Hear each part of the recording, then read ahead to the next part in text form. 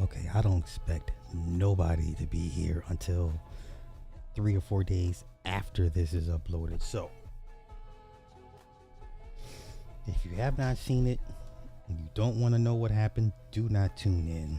But if you have a morbid curiosity like I do to want to know beforehand, then tune in. Okay, let me see. I'm going back to go see it tomorrow. Okay, I'm going to go back to see it tomorrow. I can respect that. So I'm basically going to be talking to myself for the next 90 minutes, and that's okay. That's okay.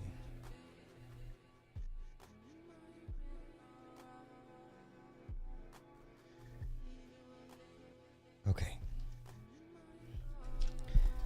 All right. This is movie of the year. Let me come out and say it right now. This is better than Sinners. And mind you, I've been watching Sinners. I've been watching Sinners on HBO Max every day. Sinners is a fantastic movie. It's not perfect. No movie is perfect. But Weapons is a better movie. Not by much. But Weapons, for me, is a better movie. For a different set of reasons. Okay? If you work in the education, if you're a teacher, administrator, facilitator, coach, this movie will upset you. There are so many red flags in a real life scenario that would have not been missed.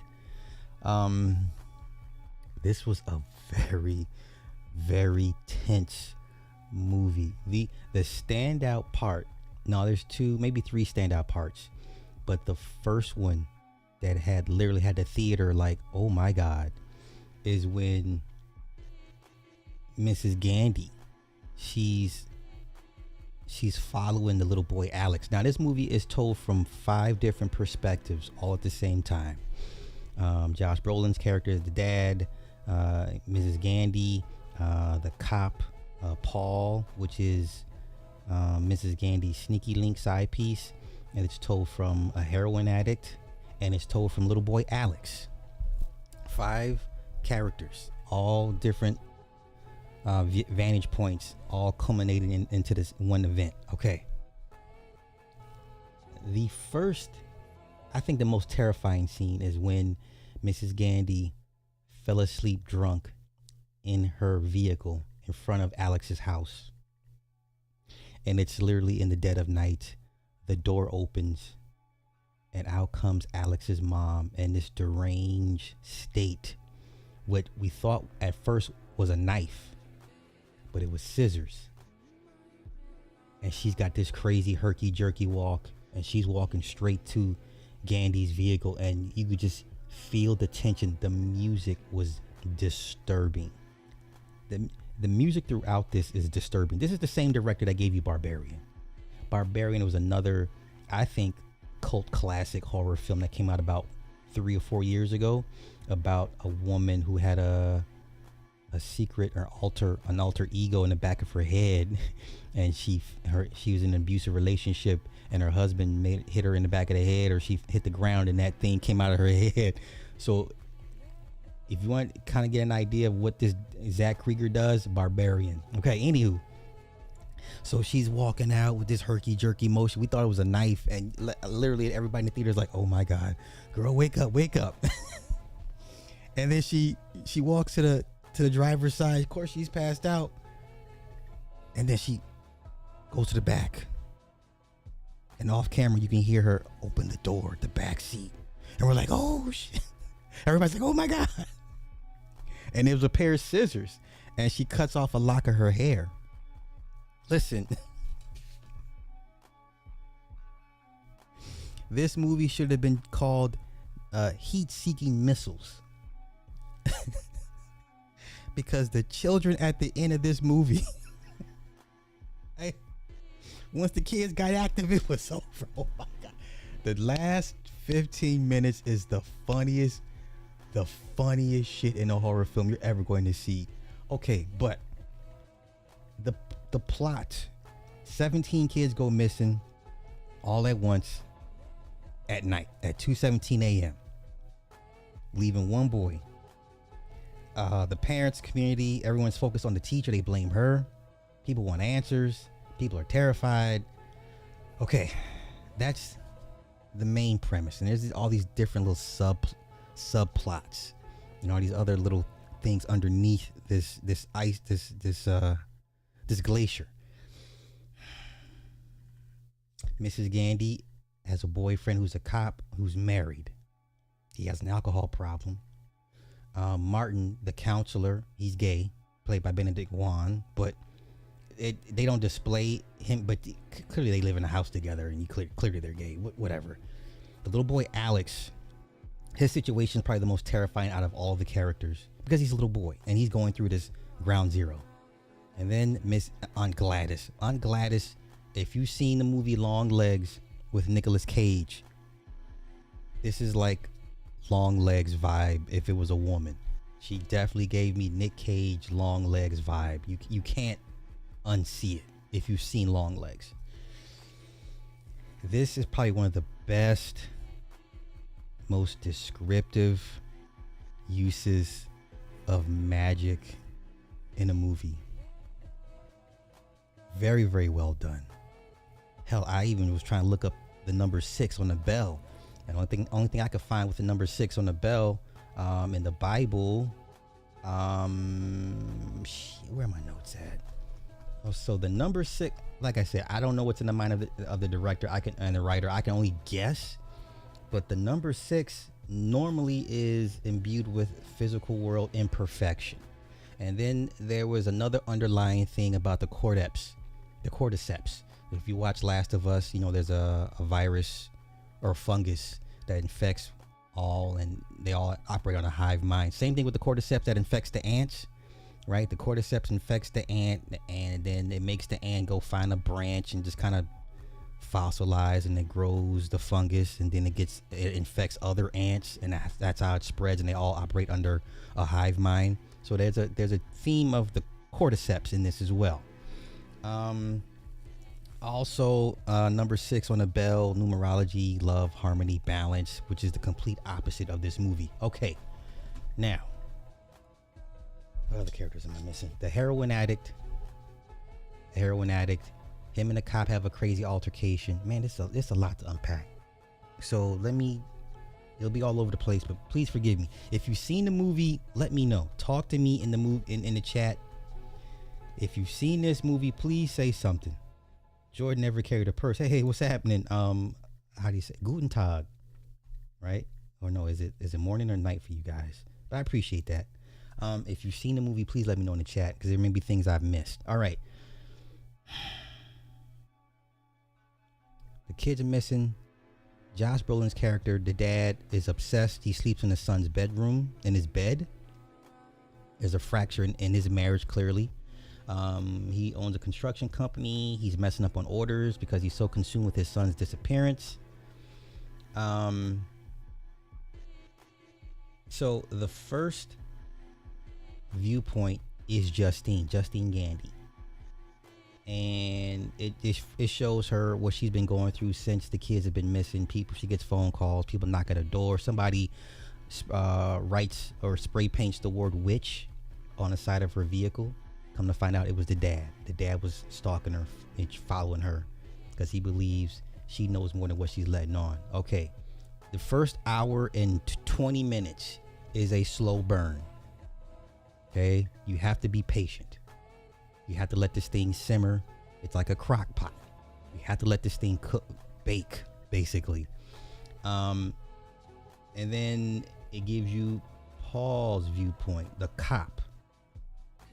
Paul the cop encounters the heroin addict. And then as he's arresting the heroin addict, he said, hey, do you have anything in your pockets that may stick me? And then he's like, no. So he goes, digs in the pocket. He gets stuck with a needle, and he punches the heroin addict out, knocks him out cold. He forgets that he's on camera. He wakes the kid up and says, hey man, listen, I'm gonna let this go. You did some wrong things, I did a wrong thing. Hey, if I ever don't ever come back here again, and we won't have any problems. He goes to the chief. The chief is his father-in-law. So the father-in-law, the chief tells him, hey, if he doesn't come back in 30 days, every 30 days it gets recorded over in the server. So in 30 days it'll be recorded over. Nothing. We should be all good.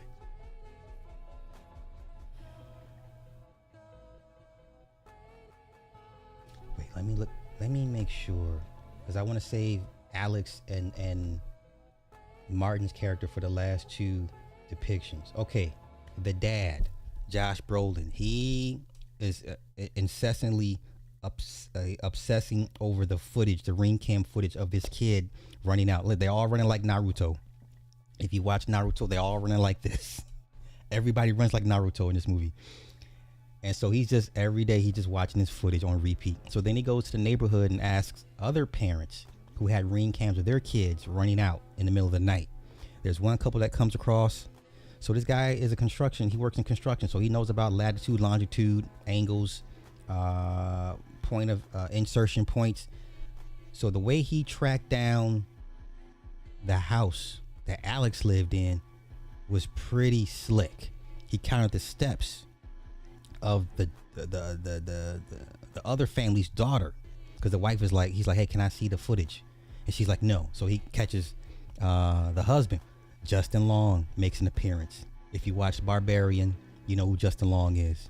He was in Jeepers Creepers. So when people recognized him, you heard a little clap here and there. So people know who Justin Long is. They're like, oh, okay, he's in this. So they're watching the footage of the little girl. He says, here, look, count the steps. 1, 2, 3, 4, 5, 6, 7. Point of longitude. And so he has this cell phone, the cell tower grid map, because when he's outside of his house, he tries to follow the path that his child ran, and he runs across the street and into a brush, and there's a cell phone tower. He has the idea to say, well, let me get a cell phone grid map so I can kind of triangulate where I think my kid may have ran to. So he indexes where that one daughter ran to where his son ran to, and it comes to an insertion point, and he circles that area. Okay, so let me stop there. Mr. Wong, or not Mr. Wong, but Martin, the counselor. Glattis comes out of nowhere. Okay, they never state what Aunt Glattis's intention is or was. The best thing I guess is that she needed the children to feed off their energy because she's dying of cancer. That's the best guess I could give y'all. She just shows up one day and like all hell breaks loose. So she's dying of cancer. She thought feeding off her daughter-in-law and her husband would be enough, but then she reveals it's not enough. It didn't work. Let me put that on the side. Two major plot holes. When the boy takes all the name tags off the bins in the classroom, and then Miss Gandy comes in and she's like, hey Alex, what's wrong? Why are you in here? Oh, I didn't feel good, I just had to come inside. Now mind you, if you're in a classroom setting, you should pretty much know your class. You will know if something's off. Mind you, there's 18 bins on this shelf, and they all each have a kid's name on it. And for her not to notice that when he's literally standing next to the bins, like, how do you miss that? That's the first major plot hole. I'm willing to let that go. But the second one I cannot let go is when the cop actually goes to the house, because he catches up to the heroin addict. I'll get to that later. But the heroin addict shows him the house where the kids are being held at. It's literally nighttime. We're talking 8, 9, 10 hours past his shift, and nobody comes to check or look for this cop. You understand? Cops have, the police cars have tracking devices on them, and if you don't report, in for your shift, like, where is such and such? So the fact that this cop was hours past his shift and nobody went looking for him, was a huge, major plot hole for me. That one I cannot let go. Still a fantastic movie. Still, in my opinion, better than Sinners. But that's a major plot hole I cannot get over. Okay? Once again, if you've seen the movie, please chime in. Don't let me be the only one here by myself. All right. So now let's get to the heroin addict second encounter with the cop. He is wandering around looking for things to steal, unlocked cars, because he has a habit to feed. He stumbles into Alex's house. He didn't even know Alex's house. Who Alex? He had no connection to them. Okay, he goes in, breaks in, and he sees the mother and father in this catatonic state, just sitting on the couch, and he's stealing stuff, looking for stuff to steal, blah blah blah blah blah. Then they kind of get up and go after him. He breaks out. He runs out. So he makes a phone call because he sees there's a reward poster when he goes to hawk the silverware, because he somehow gets into the basement. He sees the kids and he makes it out. So he sees the reward for $50,000. He calls the cop. He calls the hotline and says, "Hey man, I know where those kids are. The 50 grand. Can someone meet me? I don't want to go to the cops, whatever." So he's on his way to the station to report where the house is where the missing kids. Out comes the very cop whose needle stuck him, who he punched out. So he says, "Hey, didn't I tell you if I ever saw you here again?" So this foot pursuit ensues. Homeless guy, the heroin addict, runs into his little camp in somewhere in the brushes. The cop finds him. He unzips his his tent, but before then, he sees Glattis's face. Now, there's times you'll see Glattis show up in people's dreams and nightmares. At one point, when Gandy goes to sleep, she falls back and you see Glattis on the ceiling. That was like, oh, I wasn't ready for that. And then Glattis shows up in like the brush with the heroin guy. So he thinks she's following him. So he closes his tent. The cop unzips the tent. The heroin addict grabs a bunch of needles to defend himself. And as soon as the cop opens the tent, he stabs the cop in the face with 3 syringes. What the fuck? So he cuffs him. He takes him in the back. He says, "Hey, you don't have AIDS, do you?" He said, "What? You don't have hepatitis or anything?" "I don't think so." "What?" So he says, "Hey man, no, man, I know where the kids are. Those missing kids. I know where they are. He shows and takes him to the house. The cop goes in. It's hours. When I say it's at nighttime, it's hours past this man's shift. It literally goes into the next day towards the end, and no cops are looking for him. The cop comes out. He's already possessed. He drags the heroin addict guy into the house. Boom. Okay, so let's get back to Miss Gandy, the teacher. She's talking to the counselor. She's like, "Hey, I just want to talk to him, see how he's doing. Like, we're the only ones left. Like, we're the last 2 left out of a classroom of 17 kids missing." He's like, "Nope, put the kid first. It's not about you. You've broken infractions before, taking kids home, even though I know you mean well, but you get too close to these kids." So she follows the kid home. She starts, not stalking him, but following him every day, because she's out of a job at this point. She's on paid leave.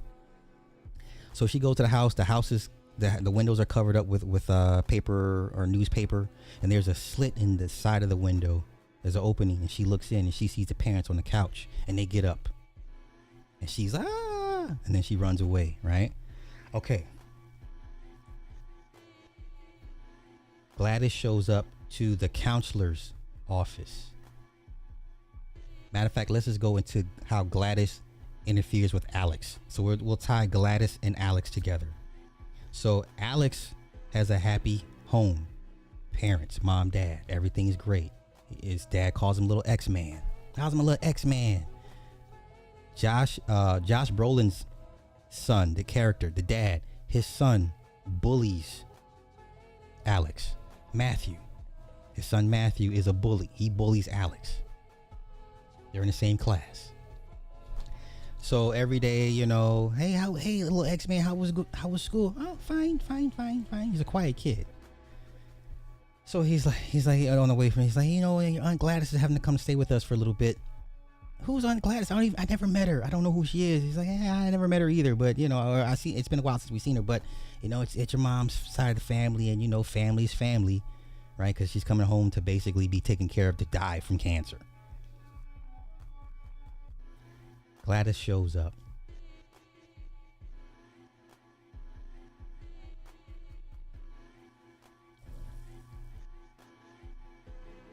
How does she do it? Give me a minute. Third plot hole. When she rings the bell with the number 6 on it, everybody goes catatonic, right? But for her to do it, she needs to have an item from you, okay? Now, they never show how Gladys got anything from the parents. I don't think they never showed her snip their hair or take an item that they own or whatever. Anywho, so Alex comes home one day. What happened was his dad didn't come to get him from school, so he had to walk all the way home from school. The parents are sitting at the dinner table, all 3 of them. And she's like, "Come sit down." And she's like, "Your parents, are not well. They're resting, and I will be taking over from now on. And you better not tell anybody about what you see or what I do." And to prove her point, she did she ring the bell or did she break the stick? Whatever she did, the parents grabbed forks and start stabbing themselves in the face. And he's like, "Oh my God, Mom, Dad." And he's trying to stop his dad from stabbing himself in the face with the fork. I don't know what it is with this movie with face stabs. And she says, "Okay, now I can make them hurt each other. I can make them eat each other. So promise me you're not going to tell anybody what goes on in this house and what I do and who I am." And he's like, "I promise." She says, "Well, you have to feed them soup." They're catatonic. So he has to feed them Campbell's soup. She makes them go to the store, buy a bunch of Campbell's soup, and feed them. And you see every day this kid goes to school, grow more and more despondent, more and more isolated, just more and more quiet, more and more withdrawn. Now, most people would say, "Well, shit, I don't know if you can really make a kid not tell what's going on in this house." And I'm like, no. As a coach, kids are loyal. If they perceive a threat to their parents and they can see that, they're not going to tell you what happened, because now, mind you, when all the kids went missing, the cops came, FBI came. Matter of fact, when the cops came to the house the night before, she's like, "Hey, they're coming to talk to us tomorrow. We got to clean this place up." So they remove all the newspaper. They clean the entire house up. And the cops show up and they ask questions and whatever, and they see nothing wrong. So Gladys is the caretaker because the dad had a stroke and the mom is ill, right? So nobody really questioned it because it looked legit. So people are like, "Well, why?" The kid would have said something. No, not necessarily so. Kids hold in a lot of shit, especially if they're trying to protect, a loved one. They'll eat a lot of shit to protect somebody they love. Okay, so that's plausible. So Gladys, after all that, one night she has she's vomiting. I guess the cancer's kind of kicking her butt. She has this holly tree that she grows. So circle a pentagram, candles, holly tree. Now, the holly tree is what she uses. She breaks off a limb, and this is what she uses to bind the people with their objects from them or their hair. Okay. So she's having a bad spell. She tells Alex, "I thought your parents could fix me, but I it's not working." And he's like, "Well, what do you think will help? Can we take you to the hospital?" She's like, "No, the hospital won't help me. It's no, they won't be able to help me." "Well, what can we do?" Mind you, he's being held hostage, but at the same time, he's still a kid. He kind of cares. She's like, "Well, I need you to bring me an item from all of the kids in your class. Maybe that can help. So the next couple of days, you see him just kind of looking at all the kids' objects, erasers, plushie toys. He's already like, okay, what could I take? How can I get all 17 items from these kids to give to Aunt Glattis? So that's when he comes up with the idea to take all their name tags off the bins. And once he does that, Miss Gandy comes in. What are you doing? He's like, nothing, I'm okay. And she didn't notice the missing name tags off all 17 bins. He takes the wrappers back home. She, got the pot, the brew. She's doing her concoctions, ripping up all the names. She spits in it, sets it on fire, right? And then she binds it into the holly branch. Okay. Now let's go to when she goes to visit Mr. Martin, the counselor. He's like, well, we need to talk to the parents. She's like, well, the husband's not well. I'm the caretaker and blah, blah, blah, blah. And, he's like, well, are you not the legal guardian? She's like, no, but, I am running the house. He's like, well, legally, we need to talk to legal guardians. I really want to talk to them. She's like, well, I don't think that's going to be able to happen. So she looks down and she sees a bunch of ribbons in his office. Okay. A bunch of ribbons, like first, second, third place ribbons. So then she leaves. And then the next day she ends up at his house. This is how you know he's gay, because they go in, now we're following Martin. They go grocery shopping together, him and his husband. They go to his house. They're having lunch, watching TV, and she shows up like, oh my God, I missed my bus. I was at the wrong corner. Could I please have a bowl of water? Please help. And he's like, we are having family time. And his husband's like, no, what's wrong with you? Let her in. Yes, we'll help you. Yes, we'll help you. She's like, what's wrong with you? She needs help. And he's just like, nah, man, what? So they're in the kitchen. And she's like, yeah, can I have a bowl of water? It's a peculiarity that I don't even try to hide. Okay, so he gives her a bowl of water. She pulls out the holly stick with the ribbons wrapped around. He's like, are those my ribbons? She pricks herself, wipes the blood on the holly stick, and breaks the stick. And instantly, the counselor attacks his husband and begins to headbutt him to death. So while he's headbutting his husband to death, she's just, okay. She pulls out another holly stick with Gandy's hair wrapped into it. She breaks that. Counselor gets up and makes a beeline to go track down Mrs. Gandy on foot. The whole time running like Naruto. He's running through shopping malls, the street corner. He ran halfway across town. He instantly knew where she was because of the hair and whatever the case. Okay, so now we cut back to right before he shows up. The dad sees Miss Gandy driving to a liquor store and he follows her. He's like, yeah, I want some answers. She's like, hey, what do you want to do? You want to beat me up? I said, I don't want to hurt you. I just want answers. And then, he's talking to her at the gas station. She sees often cut. She sees a motherfucker running like Naruto. And then he's running towards them.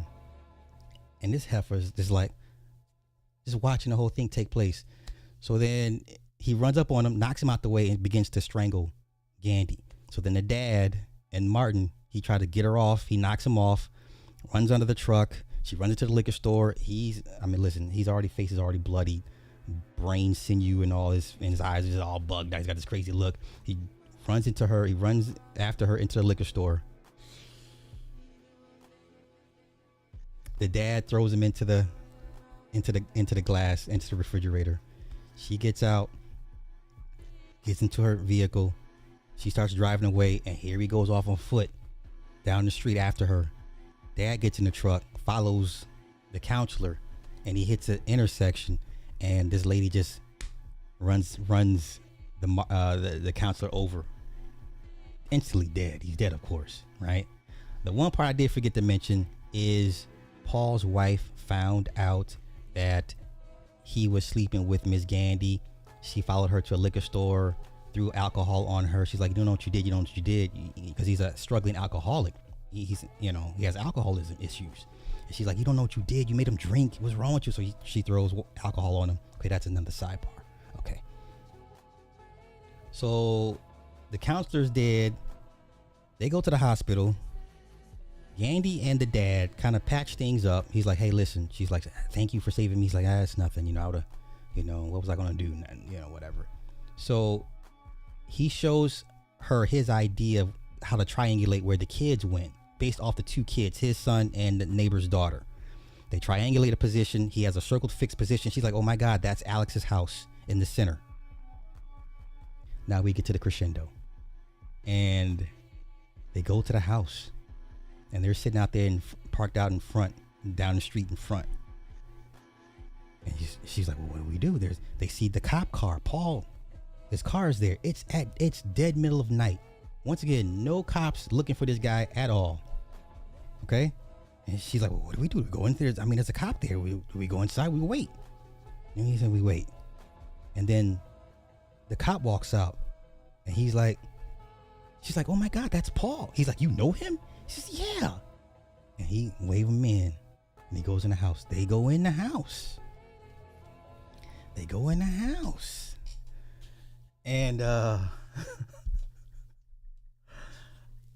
the house. Before then, Glattis has salt rings on the door, on the floor, and in front of her bedroom, with her parents guarding her bedroom. So Alex's parents are guarding her bedroom. They're like Praetorian guards. There's another salt ring in the middle of the floor. So Gandy and Josh, they walk in, right? And she crosses. He's like, hey, he sees the salt. And he says, hey, he goes to grab her. As soon as she crosses the barrier, Paul, the cop, gets enraged, goes after Gandy. And then the homeless heroin addict goes after the dad. So you got two fights going on at the same time. The dad pretty much is beating this guy into unconscious. And every time he just snaps out of it, and he hits him, knocks him out. And he wakes up, and he hits him, knocks him out. And he keeps, he's like, God damn it, my hand. Because he's breaking bones in his hand, knocking this guy out. And so then it got to the point where he's just throwing him around the house. He throws him out around the house. So their fight goes to the edge of the basement. And there's the stairs goes downstairs. So while the homeless guy's on top of Josh, he sees the kids. He sees a little black kid. I think the black kid's the first one he sees. But all the kids are in a row, right? Hold on, y'all.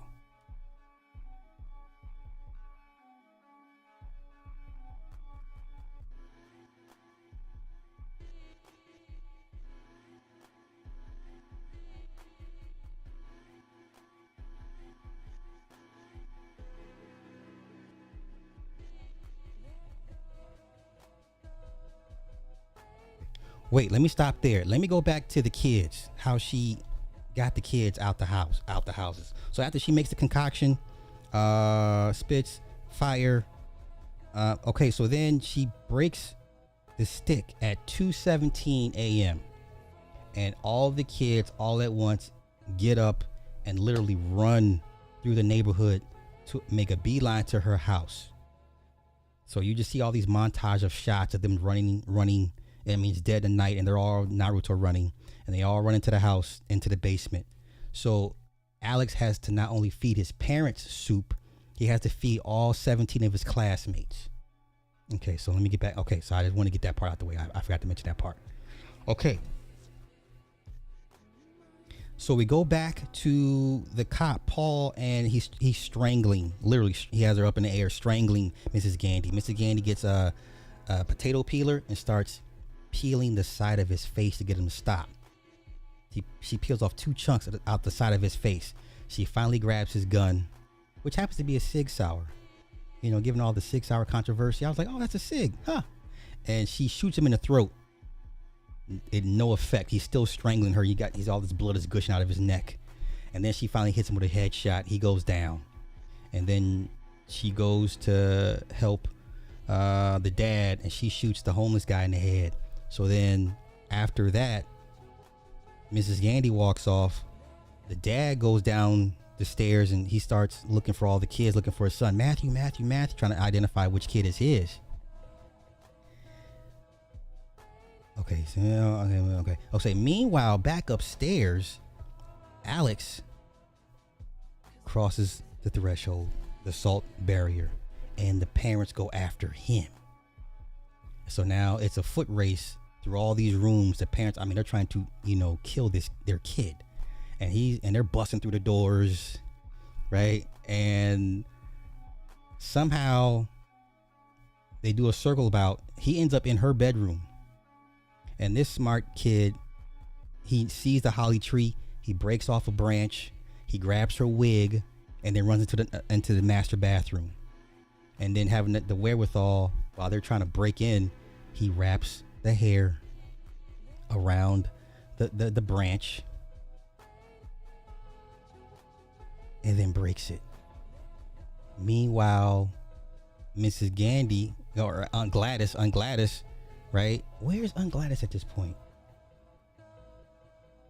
I forget where she's at, but she can sense the snap. She knows the power's been broken. And all of a sudden, as soon as he snaps the twig, all the kids, in a fit of rage, make a beeline to go find Gladys for the next 7 minutes of just pure chaos and hilariousness. This is like, it turns into Shaun of the Living Dead. This old ass woman with cancer is running top speed through people's houses and backyards, and these kids are just busting through the windows and doors. The camera shots of behind the kids, literally these are kids running through glass doors. It's like some stuntman shit, but these are children. These are children. These are not grown people. And they're running through the glass. She's like, oh my God, help. And she's running through people's homes, and people are like, what in the hell's going on? And you see her walk through the door, and you see like 4 windows, and they just, all 4 windows, just kids are just running through it. And then she locks a wooded gate, and they're just banging on it, and then it just falls flat, and then the kids are just running. Meanwhile, what ended up happening was, before all that took place, Aunt Gladys rung the bell and put the dad in a catatonic state. She grabbed his necklace. That's a, if you blink, you miss it moment. When he goes after her, she grabs his necklace. So you can assume she already bound it into a twig and snapped it, and now he's trying to strangle Miss Gladys. So they're back in the kitchen. He's trying to strangle her, and he's strangling her. Meanwhile, the kids are just, and it's like World War Z. These kids are just in a frenzy after this old woman who somehow is still running top speed through woods and people's homes.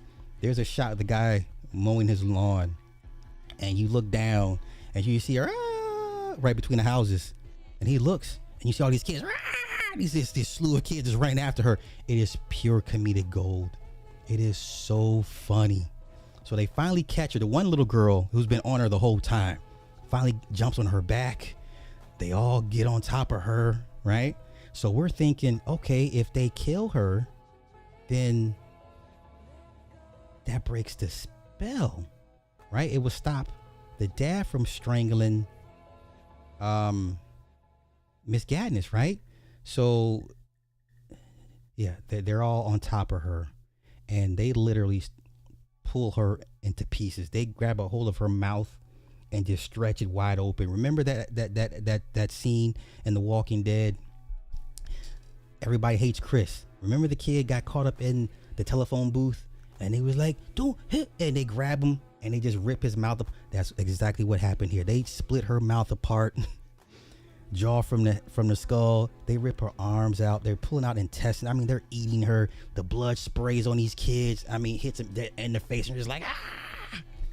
And the kids all of a sudden stop when she's dead, they stand up and look at her. They go back to being catatonic.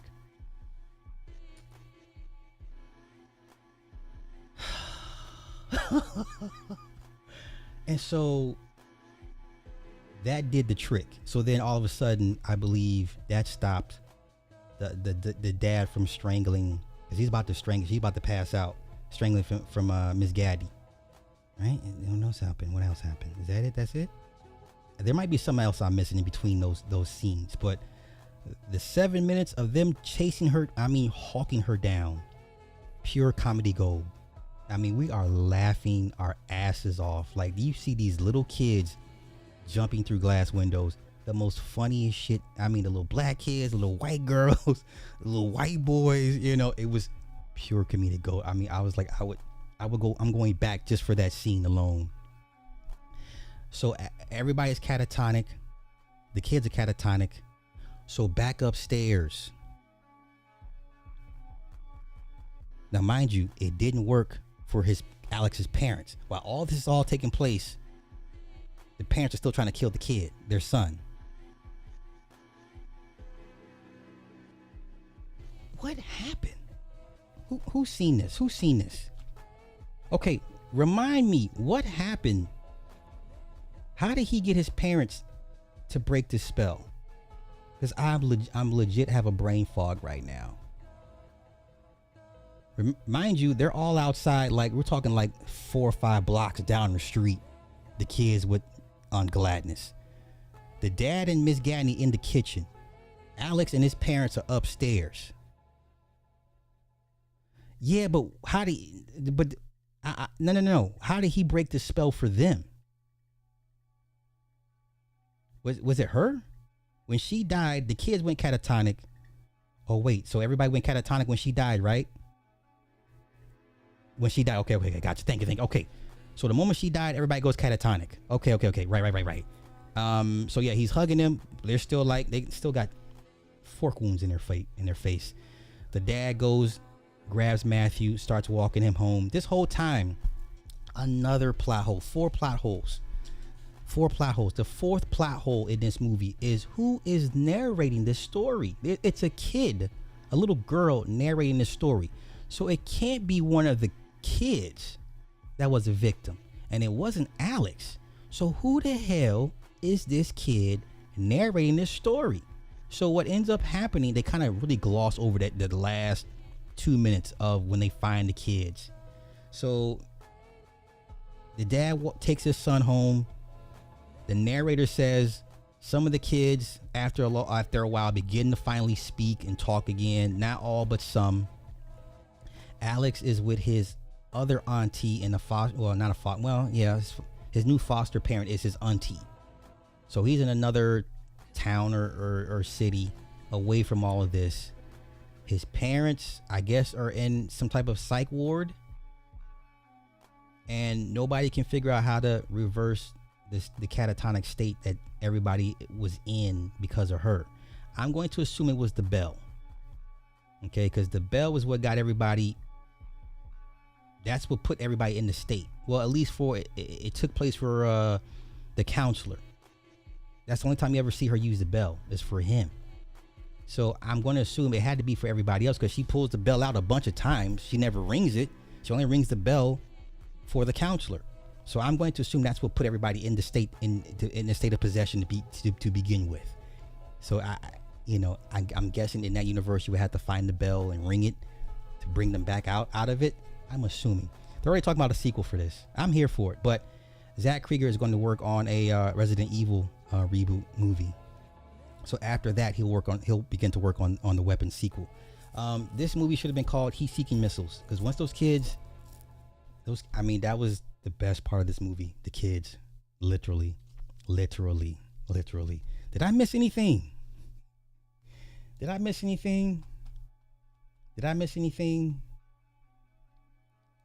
Yeah, like I said, man. So 4 plot holes. The bell usage. The cops didn't pull out an APB for one of their missing guys. The name tags, Miss Gandy didn't see that happening, and I forget what the 4th one was. But yeah, I was just like, huh. I can let the bell go.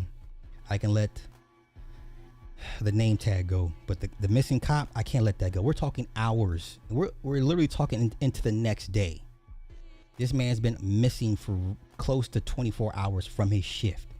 And nobody was looking for this guy. Not a radio chirp. You know, none of that. So the bell. So all I could find from the number 6 is all I could find. It didn't get much, man. It really didn't. That's one of those you'd have to ask the writer what that meant to him. That's one of those I'm not even gonna try to assume what I thought he was thinking with the number 6. Normally number 6 is in numerology is like harmony, love, and balance, but there was nothing harmonic or loving about that entire movie, you know. So that's one of those you had to ask the screenwriter what was he thinking on that one. But yeah, she only used the bell one time, and yeah. But listen, this is better than Sinners. I'm sorry, it is to me. Let me have my moment. Don't try to come in the comments. No. Let me like what I like. I don't tell y'all what to like. Don't tell me what to like. Don't tell me what I think is a better movie. Once again, I've been watching Sinners every day on HBO Max. It's a phenomenal film, but this is better. It's a slow burn, but it pays off in the end. It pays off in the end. Go see this movie. Go see this movie. I'm gonna go see it again tomorrow. There's a couple things I wanted to catch. I lost my S Pen, so I couldn't take notes. So I'm so mad. But did I miss anything in this movie, y'all? Let me know. For those that have seen it, I thoroughly. I mean, the theater was. I mean, the tension. Yeah, when she came out of the house with the scissors. Oh, I mean, the entire theater was like, "What the fuck? Oh my god!" And then you hear the car door open and close. Like, "Oh my god, what do you do?" And the music. I was like, the music throughout this movie is jarring. It's jarring. Yeah. So, well, hey, what's happening? Yes, please go see it. I would love to come back and do another breakdown with y'all for those that more people that have seen it, because there may be things that you saw that I didn't, but I think you will thoroughly enjoy this movie. Thoroughly. But like I said, as an educator, coach, teacher, you will be upset. There's so many red flags ignored and missed. Like this, there's no way this would have happened in real life. You know, but yeah. That's all I got, y'all. I just wanted to talk about weapons. I loved it. Once again, to me, this is better than Sinners.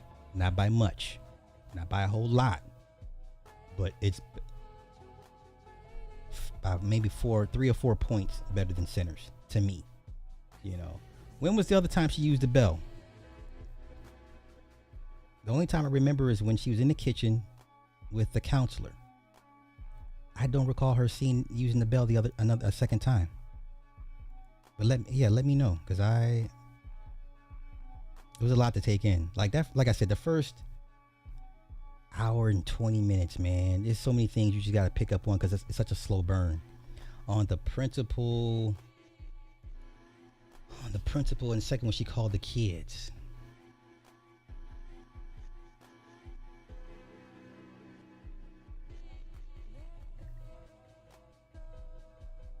On the kids, really? I just remember her just breaking the twig, and that was it. Wait, no. Yeah, she did ring. Did she ring the bell at 2:17?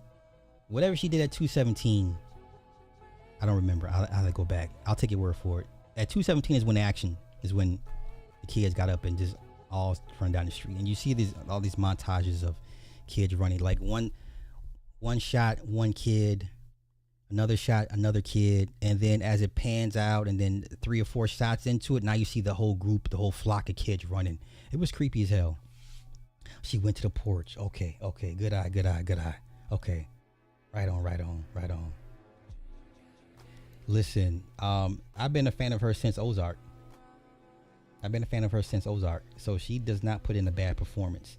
Josh Brolin does not put in a bad performance. Listen, if Josh Brolin is in a movie, it's going to be good. This is the movie that Jordan Peele fired his management team over because they lost the bid to this script. This is the movie that had Jordan Peele so upset they lost the bidding war for this. He fired his management team. That's how much they believed in this movie. And I'm telling you right now, when you go see this thing, you'll understand why. You'll understand why. So, like I said, Sinners is a phenomenal film, but this right here, to me, is next level.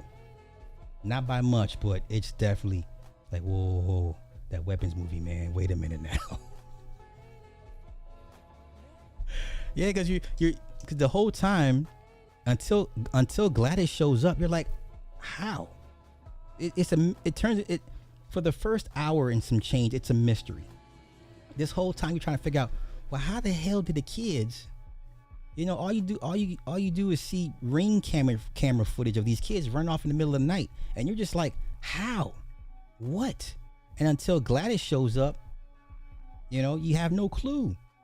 And even still, when Glattis shows up, not until when she starts making the parents stab themselves, and I was like, oh, here we go. Okay. But they never gave an indication what Gladys's outright motive was.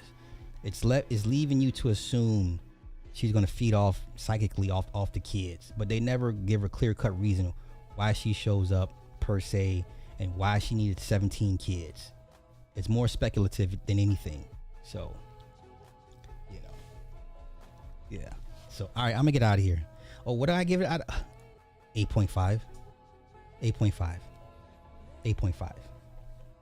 8. I gave Sinners an 8. This is an 8.5. I like psychological, slow build up. Who did it? How does it turn out? I like those type of films that make me think.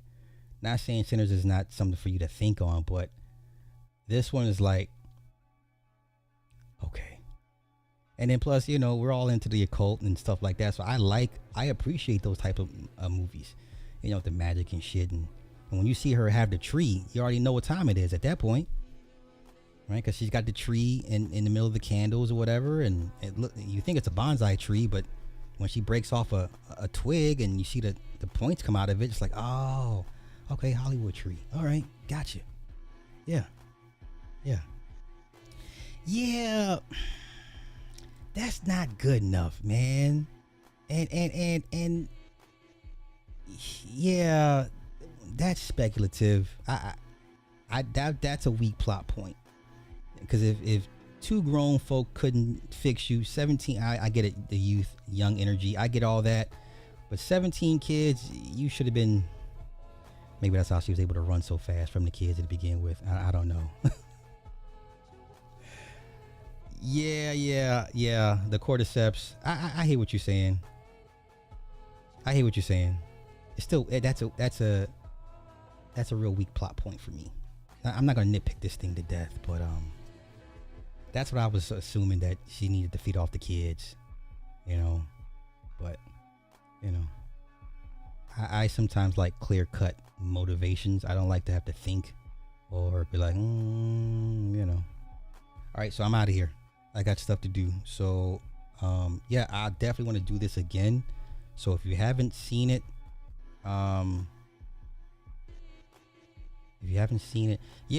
parasites, the cordyceps. When the counselor and the husband were watching the ant video about the ant, they show the cordyceps going on, and the husband's like, "Oh my God, that's crazy." So I kind of had an idea this is what this would be like. Those are underlying subplots. She's the cordyceps that infects everybody, and they do her bidding, of course, through the hair binding or the object binding through the holly tree. I get it. All right, so hope you listen. If you haven't seen this, go see it. I'm gonna go see it again tomorrow, and I definitely want to have a come back and revisit this again, because this is a very, very, very, very, very, very, very good movie. And once again, my opinion, this is better than Sinners. Not by much, but it's a better movie. So thank y'all for hanging out. I'll see y'all in a few. Peace.